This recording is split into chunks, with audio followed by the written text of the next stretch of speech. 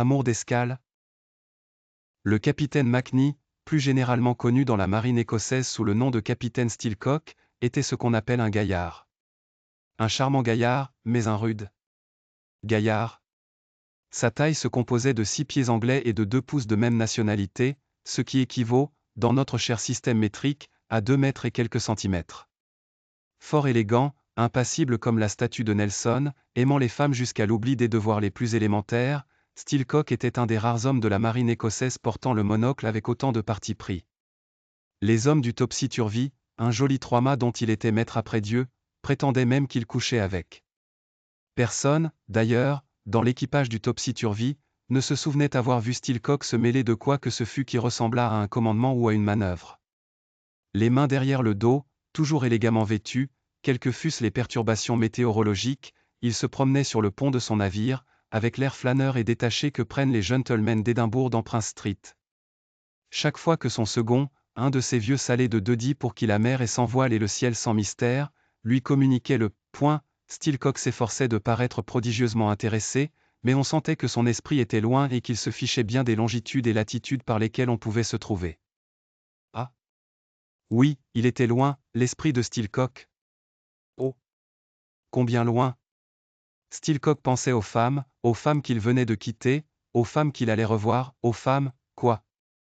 Des fois, il demeurait durant des heures, appuyé sur le bastingage, à contempler la mer. S'attendait-il à ce que, soudain, émergeât une sirène, ou ne voyait-il dans l'onde que la cruelle image de la femme? Les flots ne symbolisent-ils pas bien des poètes l'ont observé, les changeantes bêtes et les déconcertantes trahisons des femmes? Attrape, les dames! Dès que la terre de destination était signalée, Steelcock cessait d'être un homme pour devenir un cyclone d'amour, un cyclone d'aspect tranquille, mais auprès duquel les pires ouragans ne sont que de bien petites brises.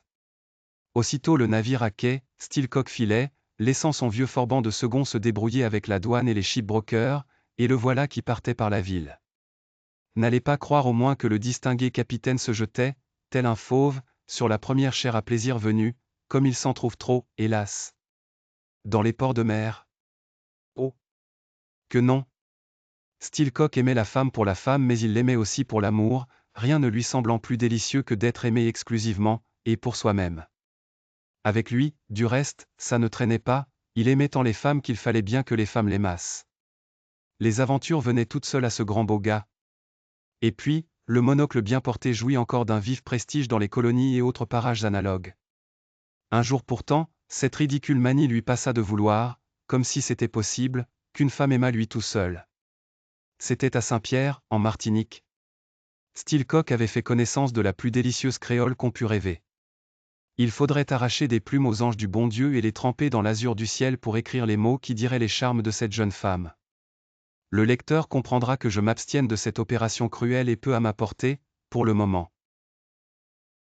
Bref, Steelcock fut à même de connaître l'extase, comme si l'extase et lui avait gardé les cochons ensemble.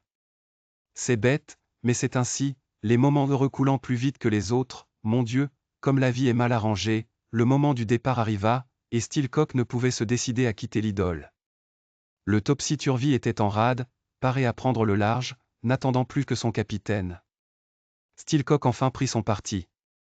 Suprêmement, il embrassa la créole et lui mit dans la main un certain nombre de livres sterling, en s'excusant de cette brutalité, le temps lui ayant manqué pour acquérir un cadeau plus discret. La jeune femme compta les pièces d'or et les mit dans sa poche d'un air pas autrement satisfait. « Pensez-vous, demanda Steelcock un peu interloqué, que cette somme n'est pas suffisante ?» Et l'idole répondit, dans ce délicieux gazouillis qui sert de langage aux filles de là-bas. « Aussi ? Toi, tu es bien gentil, mais c'est ton second qui me pose un sale lapin. » Cette révélation porta un grand coup dans le cœur du capitaine.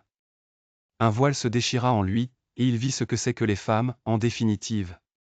Dès lors, il ne chercha plus l'exclusivité dans l'amour, se contentant sagement de l'hygiène et du confortable.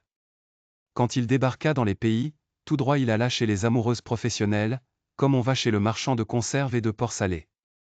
Et il ne s'en trouva pas plus mal. Dernièrement il fut amené à relâcher dans une des îles Laïla. Les îles Laïla sont réputées dans tout le Pacifique, tant pour la beauté de leur climat que pour le relâchement de leurs mœurs. Un jeune lieutenant de vaisseau, M. Julien Viau, qui s'est fait depuis une certaine notoriété sous le nom de Pierre Loti, en écrivant des récits exotiques fort bien tournés, ma foi, a composé l'hymne national de cette contrée bénie. Je n'en ai retenu que le refrain. Illa illa. Illa illa. La bonne atmosphère. Illa illa. Illa illa. Qu'ont toutes ces îles-là. Steelcock, à peine à terre, s'informa d'un bon endroit. On lui indiqua complaisamment, derrière la ville, une avenue bordée d'élégants cottages dont les inscriptions respiraient le bon accueil et l'hospitalité bien entendue. Welcome House, Good Luck Home, Eden Villa, Pavillon Bonne Franquette. Steelcock avait toujours eu un faible pour les dames de France. Aussi pénétra-t-il résolument dans le pavillon Bonne Franquette. Il y fut reçu par une ancienne dame de Bordeaux, un peu défraîchie, qui le présenta à ses pensionnaires. Charmante, les pensionnaires, et pleine d'enjouement. Steelcock tomba dans les lacs d'une petite Toulonnaise, noire comme une taupe, qui aurait beaucoup gagné à être mieux peignée, mais bien gentille tout de même. Les amoureux se retirèrent et ce qu'ils firent pendant la nuit ne regarde personne. Au petit matin, vous pouvez vous reporter aux journaux de l'époque, un tremblement de terre dévasta les îles Laïla. Le pavillon Bonne Franquette n'échappa pas au désastre. Les dames eurent à peine le temps de s'enfuir en des costumes légers mais professionnels.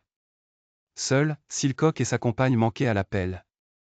On commençait à avoir des inquiétudes sérieuses sur les infortunés, quand on vit apparaître, à travers une crevasse de la maison, le capitaine couvert de plâtras, mais impassible et le monocle à l'œil.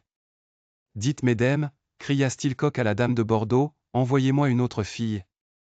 La mienne, elle est morte.